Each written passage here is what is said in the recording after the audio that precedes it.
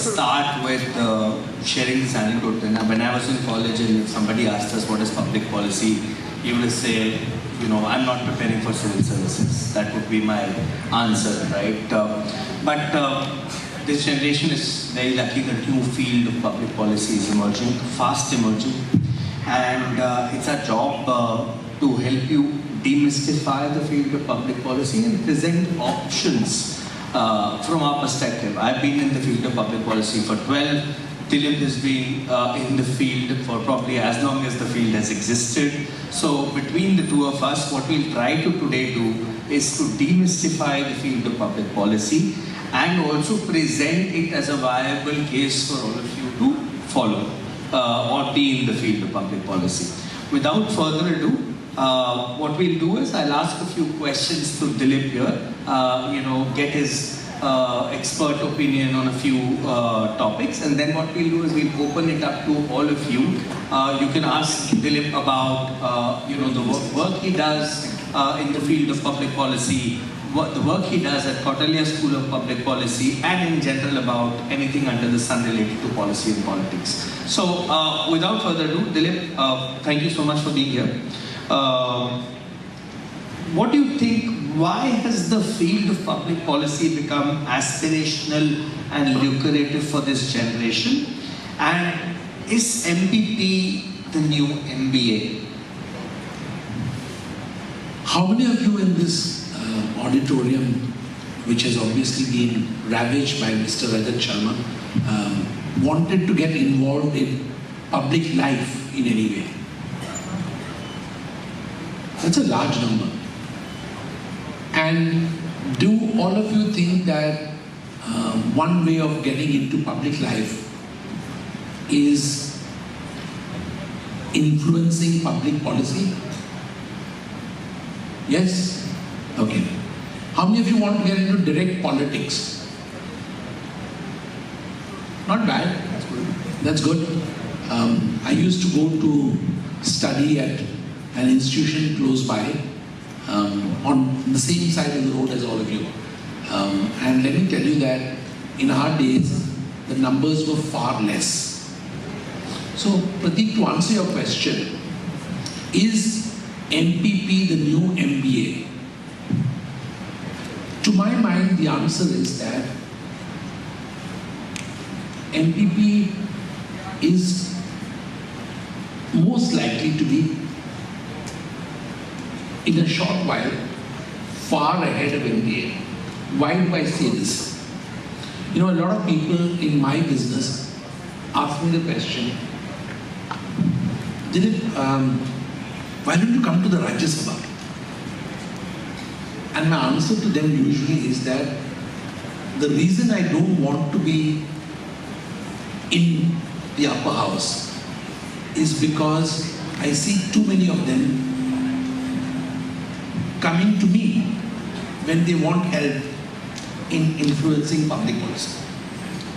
So I said to myself, why would I want to be somewhere when I've already gone past that hump? I think those of you who are contemplating an MBA and yet have a belief, have an interest, or think that you want to affect public policy,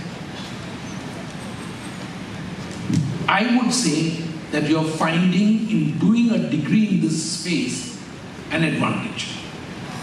And I think therefore that an MPP is a difficult course, and for those of you who think that an MBA is a difficult course, let me tell you that the MPP also has elements of econometrics, mathematics as options if you want to do a career in actually influencing public policy. It gives you everything that you need. What an MBA does is an MBA teaches you to study bloody hard, to work extraordinary hours, and to listen to your bosses. An MPP doesn't teach you that. An MPP teaches you, Prateek, the way I see it, to question your boss. And I think that is fundamentally where the flexibility of the mind and the ability to be ahead of the pack exists. Great. I think taking a segue from that, when we were growing up, as I said, IAS was the natural entry path to public policy, right? Do you think those who are sitting here probably aspiring for, and I was talking to a few students who are aspiring for a civil services career, do you think this is sort of a good alternative or a good sort of an addition to the civil services cohort? And how do you think civil services will require something like an MPP as a precursor, if I may say? That's a tough question to answer, honestly.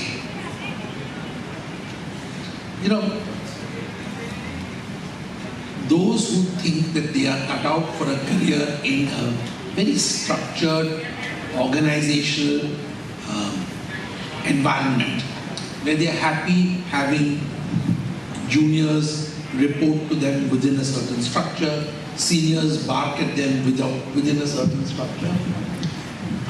I would say a career in civil services is a significant option for those who want to have public service as a desire to fulfill. Is it the best option? The question you also seem to ask, and I don't know whether you wanted me to answer that, is an MPP a good base for you to actually write your civil services exam?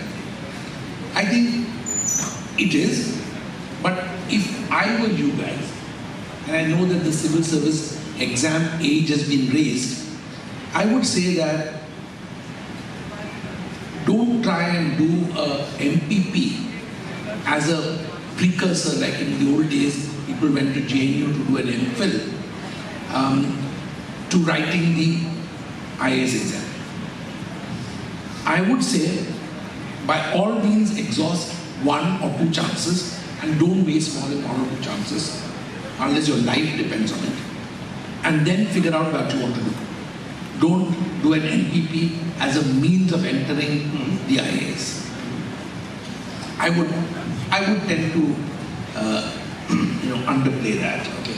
See, we are in a country where we're taught from very early on that if you want to be successful, study well, get into jobs, right? So the brass tacks is jobs, right? Whatever you may do, all the pontification which you do, any fancy degree you may have, placement hua ke nahi is the sawal, which everybody asks, right? My next question, Dilip, is around jobs. And jobs is a very important topic in the country right now. What sort of jobs would you expect post a master's degree in public policy? Given your wide experience in this field, what sort of jobs do you think exist out there for public policy professionals? I can see that there are lots of people in the audience who are looking at burnishing their CVs. Everybody sitting here is working with their head, thinking, what do I need to do in my summer placement, etc. You guys are actually living in very difficult times. In our times, certainly at the bachelor's degree time, we never even thought of placement. Our bachelor colleges, in the days when I went to college, and I did go at a time when colleges were invented, in case you guys think otherwise, I would say that placement is the new norm. What placements can you expect after a MPP? If you ask me, the MPP versus the MBA debate, and if you put the MPP versus the MBA versus the IAS debate, MPP is for those of you who want to look at public policy in an entrepreneurial manner. MPP is a means to self-employment in the public policy space. That's one. And that's a huge plus. Second, today the fastest growing business in the country is probably think tanks. Big opportunities there. The second fastest growing opportunity is political parties. One party is growing, but don't forget there are new parties coming up all the time.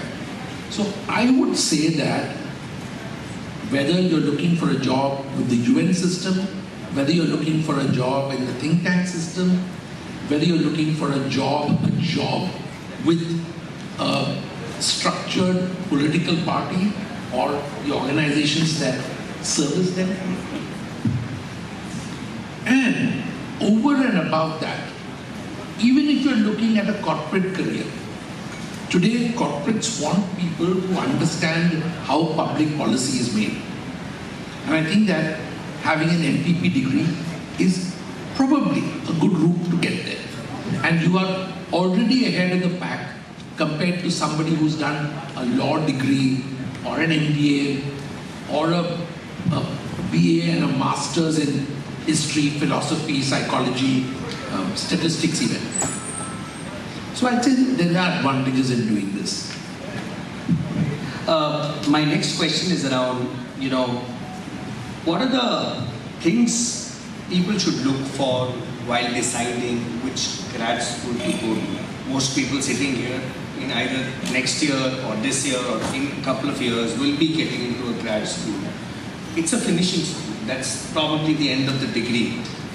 What things would you look for, given that you've been running the school with us for a couple of years? What things do you look for, or what students should look for while deciding which grad school to go to?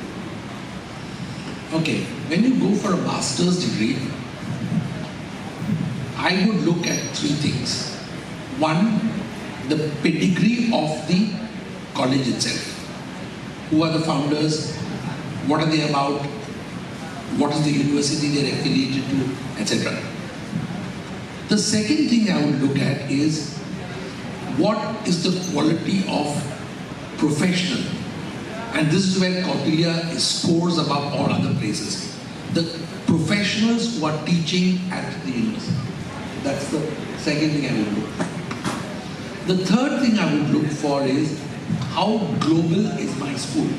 And I think again Kautilya has the huge advantage of global connections and synergies.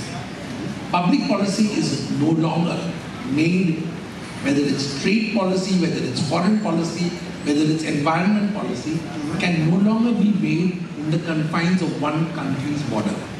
So I think global connections of the school is the third thing I would look at.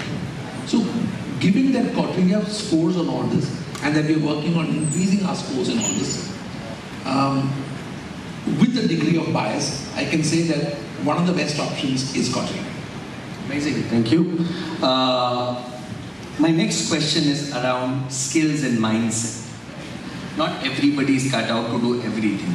What are the skills and mindset required to be a successful public policy professional? And you've seen fair few of them in your life. Expertise. In one word, it's expertise. All of you here, if you don't have expertise in something, please begin to build an expertise in some subject. A hard subject, not a soft subject. What do I mean by soft subjects? Anybody? What's a soft subject? Give me an example of a soft subject. Creative writing, very soft. Any other course which you think is soft? International relations. Pretty soft. Slightly harder than creative writing, but pretty soft. Media, very soft. Anyone? Psychology, very soft. Okay, so you've got the basic idea, okay? Try and add one subject to yourself, which is a hard subject. And by hard subject, I mean things like statistics, economics, mathematics. Hindu has physics also, right? Physics, chemistry, bio. What are the other electives you have? What are the other subjects you have? Philosophy. Philosophy, very soft. Very soft. Commerce is Statistics good, commerce great. Anyone else? Surely you know your department since college. I know, the sciences are strong here, that I know. Okay, so you've got again the basic drift. So what I'm saying, Prateek, is that the most important thing is to have mastery in a hard subject. As somebody who's avoided maths all my life, I know that I should have mastered it. I luckily was able to master a bunch of other hard subjects, but maths I miss. I'm not saying you need to go back to studying maths, no. The hard subjects today are programming. The hard subjects today are editing, not content creation, but editing content. That's a hard subject. Learning how to do managing vast quantities of data is a hard subject. So I would say that the most important building block before you get into attempting to do a master's is add a hard skill to your skill set. If you do that, you're already ahead of the pack. I don't think I've answered your question fully. You are. Okay. I just, summarize. Penchant for data. I think in today's world, data is the new gold, as they say. Right? Penchant for data, understanding of the political environment, understanding how business, society, and government operate is very important. Right? You cannot run a successful business by not understanding how the business, government, and society interacts with each other. Understanding of law, right? Understanding of how your business interacts and engages the community. It's very important these days, right? So these are some of the skills in mindset which are in general very, very important, right? My next question is around influencing policy. We talked about your core job so many years has been to influence policy and politics. What is the structure which can be used to influence a policy in today's environment? How do you influence policy in today's environment? That's a very big question, Prateek. I think what is relevant from an MPP point of view is that there are at least two significant ways of influencing policy. One is influence the badass guys who are in politics. The other is influence the numbskulls who are holding up policy.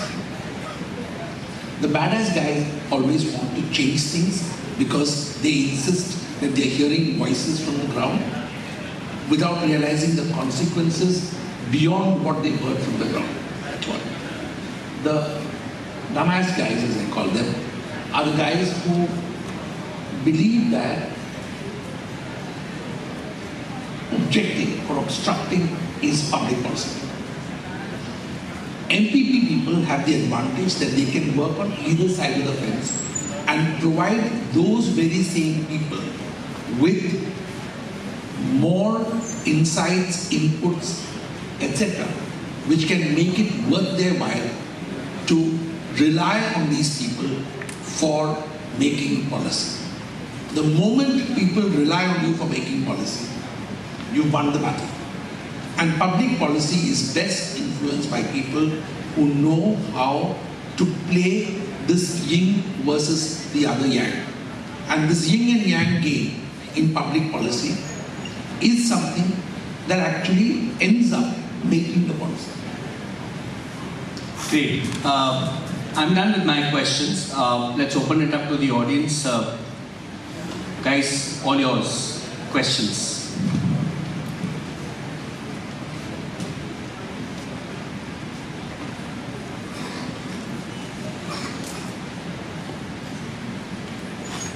Anyone? You can raise your hand.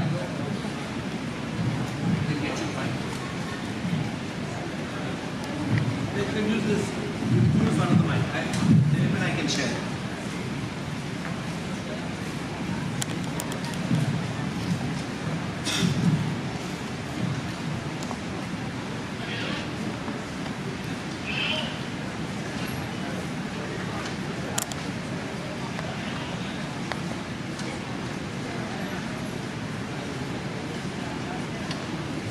You want to use this one?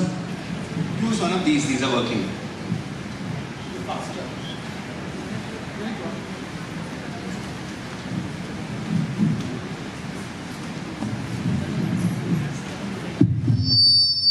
Hello. Hello. Am I audible, sir? Yes. Good afternoon, sir. So my question for you is this, that in a country like India, in a country like India where we still sort of, manifest and glorify in engineering or medical careers, right? I feel like humanity is something that has only come up to the forefront in the last few years. So would doing a master's in public policy, which is again a more specified field within the humanities sphere, would that be something that you would say is not an established sector in India as such for now? And would that be beneficial to like have a degree, such a specific degree from within the country itself?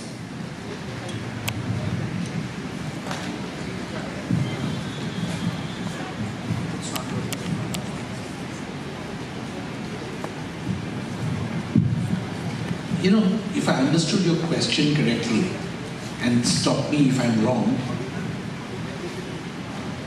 you're trying to figure out whether an MPP is a bit like engineering degrees and other advanced degrees. My answer to that is that an MPP is, one, a hard degree, two, it's a degree which has come up because of a new need in society. And what is that need? The need is that society has now figured out that it is no longer possible to make policy based on your own individual understanding of ये करने से traffic improve होगा. Policy makers now understand that you have to have statistics, how many buses are on the road, how many rickshaws are on the road, how many pedestrians are on the road, and how many motorcycles are on the road. So, in the old days, I have seen, and I have worked with police commissioners who would say, वहाँ से one way करो. Now, public policy doesn't work like that. It works on data, it works on understanding what is the commercial issue. Well, am I seeing some smoke there? In the front? Careful. Okay, fine, that's all. It's a lamp which has gone out. So, my sense is that because the new need has emerged, a new degree has emerged.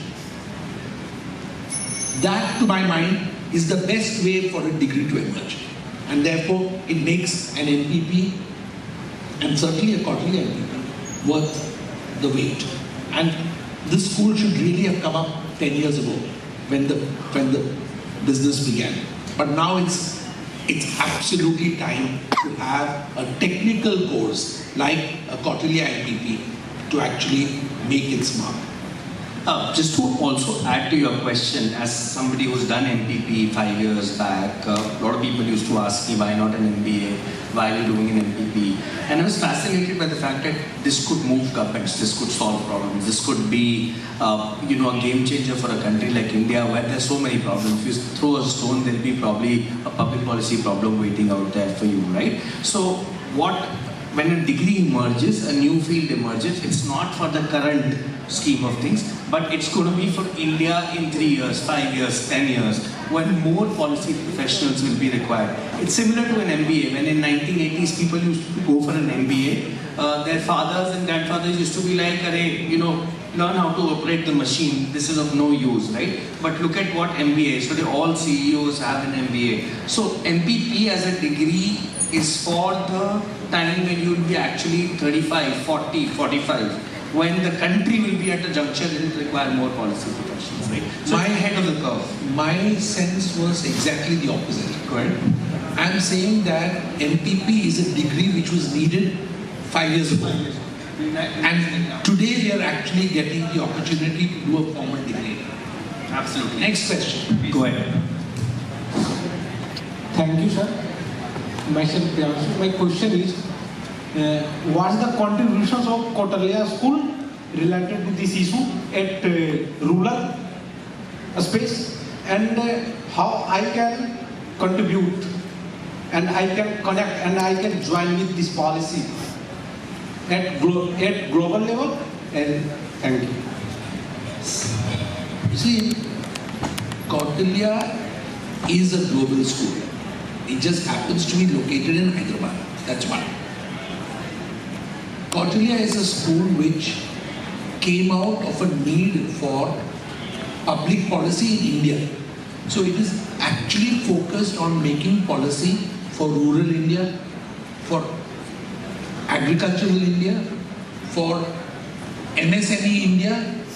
So it is a school which is juda hua with the kind of prashna that people are asking in India.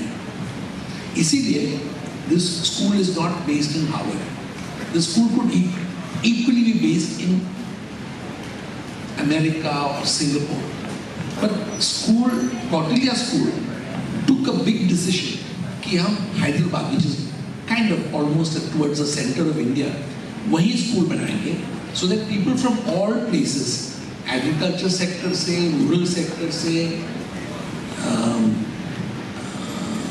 fishery sector से, we are making sure that students come with different backgrounds.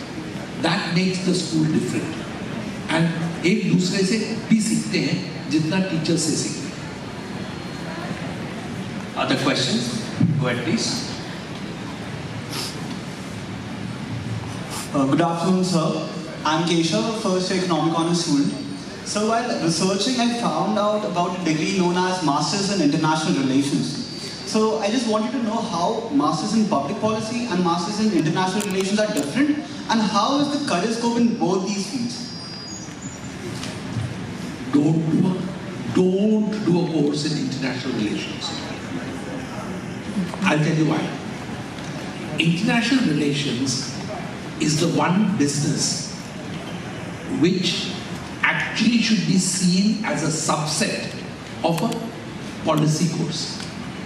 International relations, unfortunately, unless you are trying to do a theoretic aspect or unless you want to be a researcher in that subject, if you want a job, international relations should be seen as an elective subject within a public policy framework.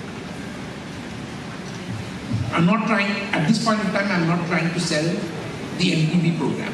What I'm saying is that having spoken and taught and discussed with people in international relations is so much dependent on domestic policy making and so fundamentally dependent on domestic politics that a pure international relations master's leaves you under-equipped for real jobs in the real world. In my opinion, rightly said by Dilip, international relations needs to be looked in from the perspective of what is happening in other domains as well. It is not operating in isolation, right? Whereas a public policy allows you to have a strong core. For example, you will do statistics, you will do economics, you will do negotiations, you will do a bit of ethics, you will do a bit of econometrics. All of this will make you a strong core. Then you can specialize into the field of international relations in the second year.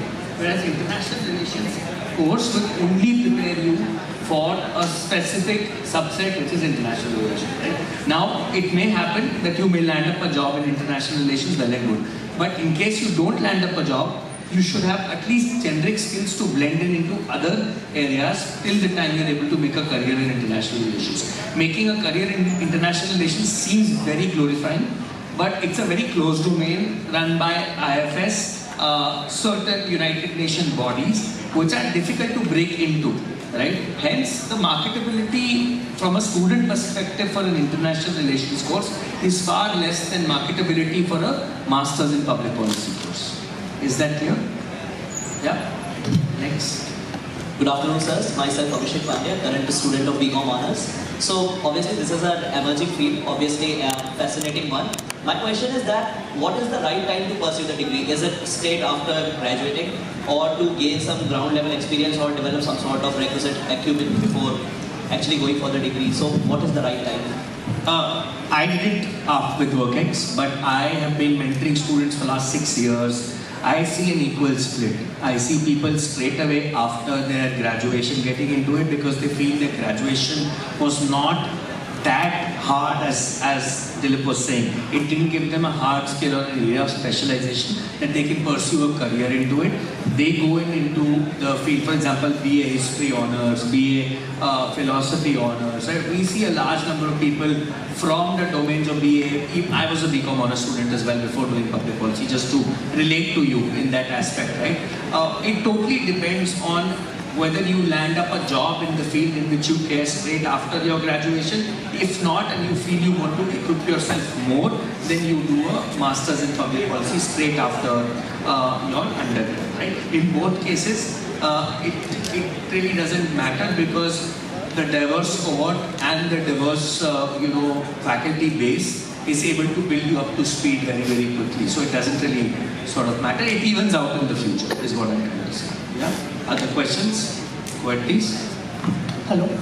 Am I audible? Yes. Yeah. Thank you, sir, for your kind response to the questions that we are asking. My name is Arnav Anand Gupta. I am from third year, Political Science Honours. I have a theoretical question, if I may ask so. So, sir, I feel that, do you think that the public policy in India have a strategic content in them? Do you see the strategic thinking in the public policy of India? I feel that we are not setting the discourse. The discourse is being set somewhere and we are trying to replicate that discourse in India. So what do you think about the strategic content in our public policy? Is it there or are we just replicating what's happening in the West? Thank you. Strategic content, West, replication, public policy, India. These are the 4-5 things you want to talk about. I think that there are some universal thematics. What are the universal thematics? A clean environment is better than high growth. This is one universal thematic. You may not agree with it, but this is now pretty much universal. The second thematic is women are at least equal to men, if not superior to men. Thematic which is emerging. Again, we may have objections or problems with that, but that is the fact. Third thematic that is emerging in the world is that more trade is good, but self-sufficiency is necessary. This is a new thematic which is emerging into the world, post-COVID, post-China. My point is that public policy is not invented in any one country. Thematics are also not invented in any one country. If it was, then the example that Denmark had in terms of wind energy would have become a global thematic. It doesn't. Denmark is producing huge quantities of wind energy, but the wind energy available in other parts of the world is not the same. The per capita production of carbon emissions is highest in the US, and the second country is shocking, Saudi Arabia. So thematics don't emerge because somebody is forcing a particular direction of thinking. It emerges because commonalities emerge, and today the world is interconnected by the internet, by media, by all kinds of means. So people are able to see, वो तो वहाँ भी हो रहा था, अरे यहाँ भी अब चल रही है. So I think you need to not worry too much about who is setting the agenda. Agendas can't be set by any, except by the extremely powerful, the Illuminati or George Soros or Bill Gates. Forget those, leave those out for the moment, because then you can get into all kinds of dialogue.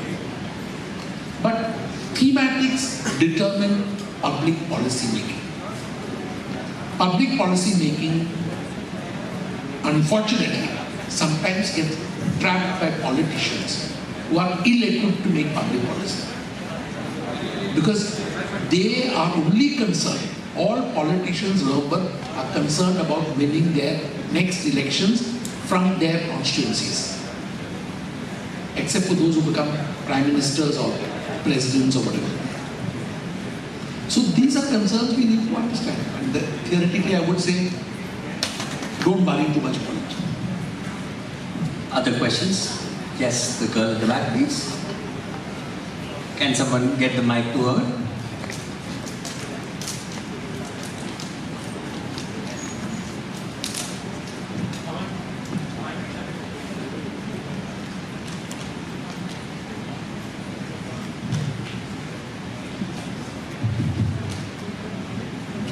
I think there's a market for mics you can throw, no?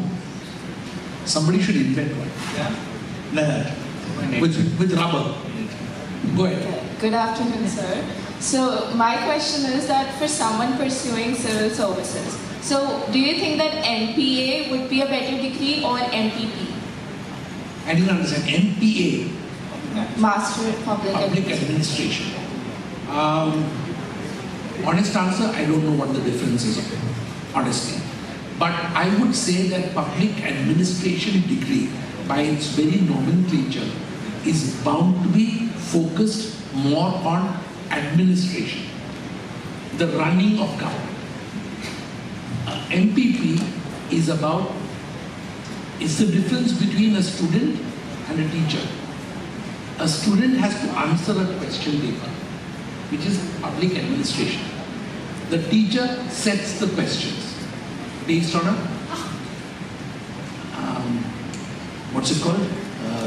syllabus. Okay?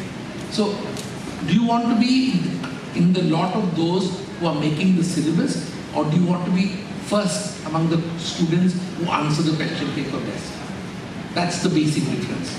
I'll also have an anecdote for it. It's like MBA and MBA in finance, right? So do you want to be an MBA finance, or do you want to be an MBA and be general about it, right? So public administration is just with the service delivery of the last mile. How do you ensure service delivery at the last mile? Using government systems. So government's budget, government's implementation policies, government's, process of getting in new schemes, right?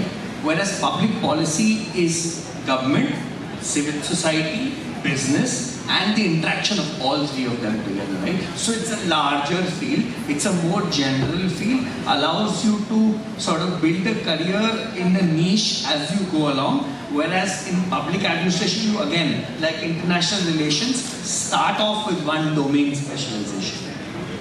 Yeah? Is that clear? And MPA is not available in India, it's only available at Princeton, Harvard, Yale, Columbia, and schools like this in the United States, because their governance is privatized. So you don't have the same secretaries and the joint secretaries, every time, no matter which government comes in. Every president brings in their own public administrative specialists. Hence, there is a need for public administration degree there. In India, there is no need, because no matter which government comes, the joint secretary, under secretary will be the civil services cadre, right? So we already have our public administration. What we don't have is public policy. Is that a fair answer? Yes, yes. Yeah? Thank you. More questions?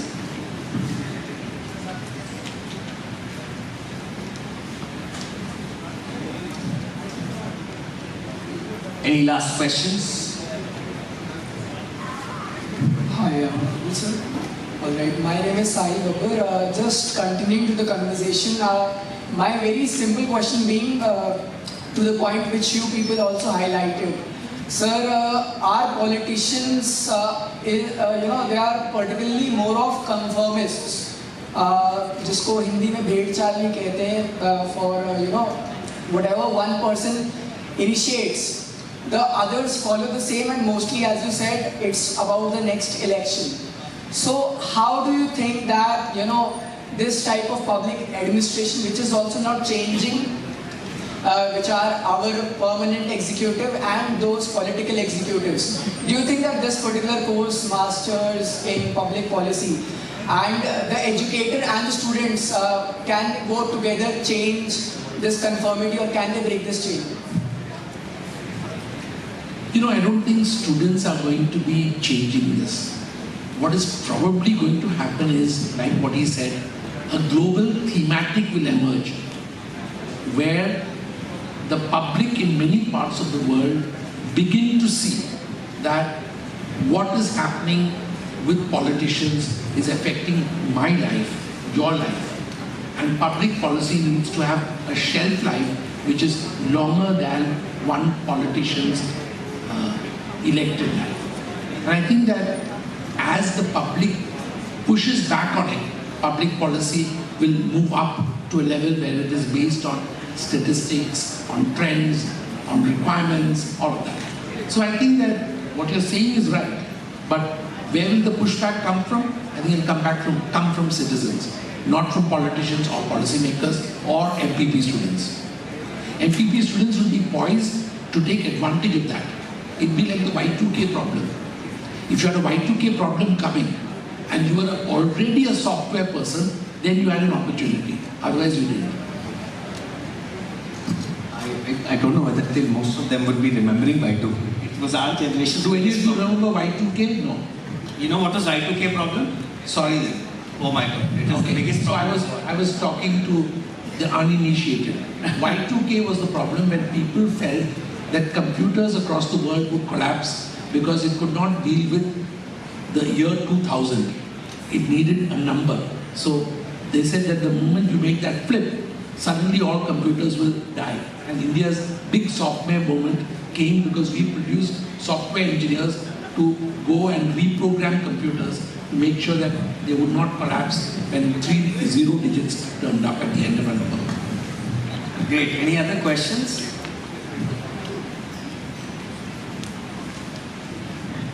Do you have a question there?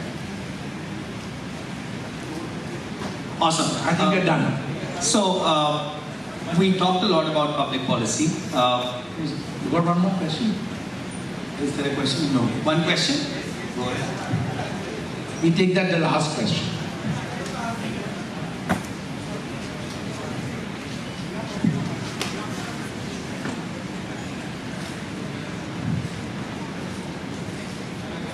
I think the questioner has left the room. Thank you. We're done. We don't have a question. Okay, great. Thank you, Dilip, for this wonderful session. A round of applause. We are from the Kautilya School of Public Policy. I would urge you, there's a stall outside where counseling is happening for public policy. In case you want to know how to apply, how to get in, there's a counseling desk. There's more information out there as well. Can we play a small video here, if it's possible? Sure, sir. Pradyuman, can we play the video again, please? This is the school we were talking about. It's a school which specializes in public policy, allows you to build a career in public policy.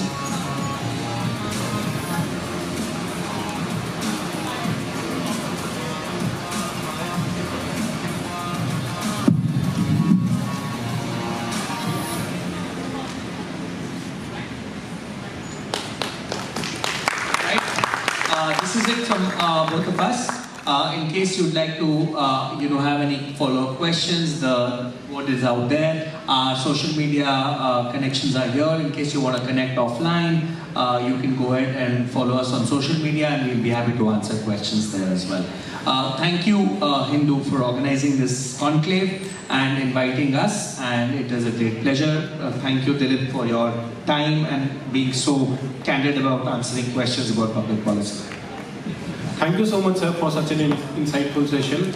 I would now request Shreya Shukla, Editor-in-Chief of our monthly magazine, The Probe, to felicitate you, sir.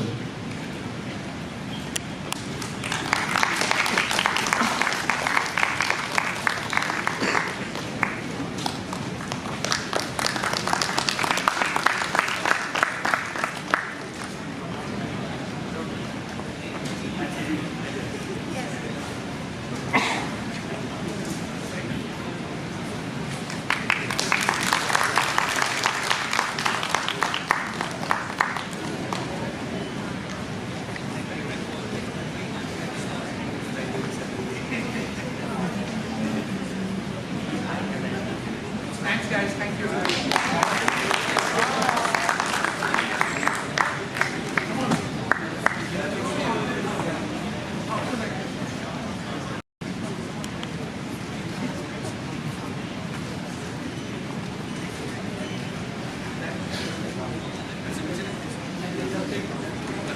Side.